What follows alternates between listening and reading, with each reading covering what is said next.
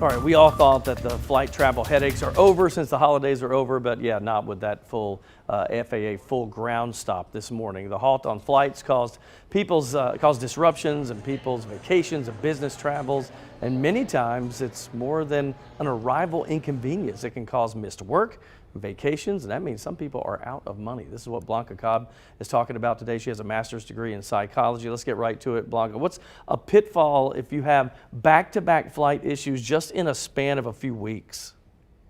What happens is people generalize and they just think this is what's happening to the whole airline industry, that it's connected. And we know in this case it isn't. And some people might think it's just not worth flying anymore, which can cause more disruption because, as we know, flying is one of the fastest ways to get to where you want to go. You know, people get so angry. It's almost like road rage in an airport. They get so upset with delays. I mean, how do we handle this?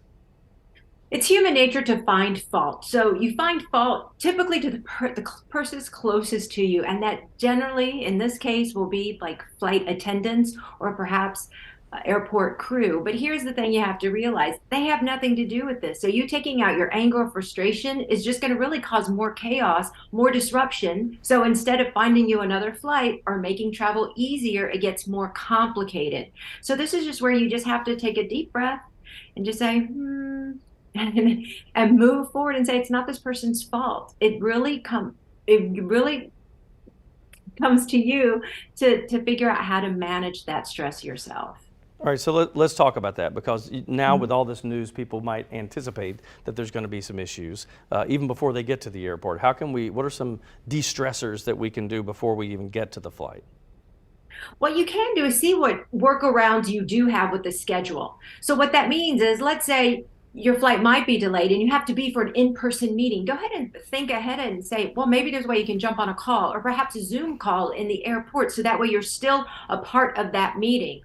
Or let's say that you have some wiggle room in your schedule, or you make wiggle room in your schedule for possibility of flight delay. So what that means is, instead of just getting to your destination and hit the ground running to go immediately to your vacation or a meeting, what you want to do is see if you have some time, give yourself some hours or possibly even overnight before you have a commitment. So that way you're not as stressed because you have workarounds. The whole point is to have workarounds when possible. All right, very good. It always comes back to planning ahead, that's for sure. You can continue the conversation with Blanca on her Facebook page. It's Blanca Cobb, Body Language Experts.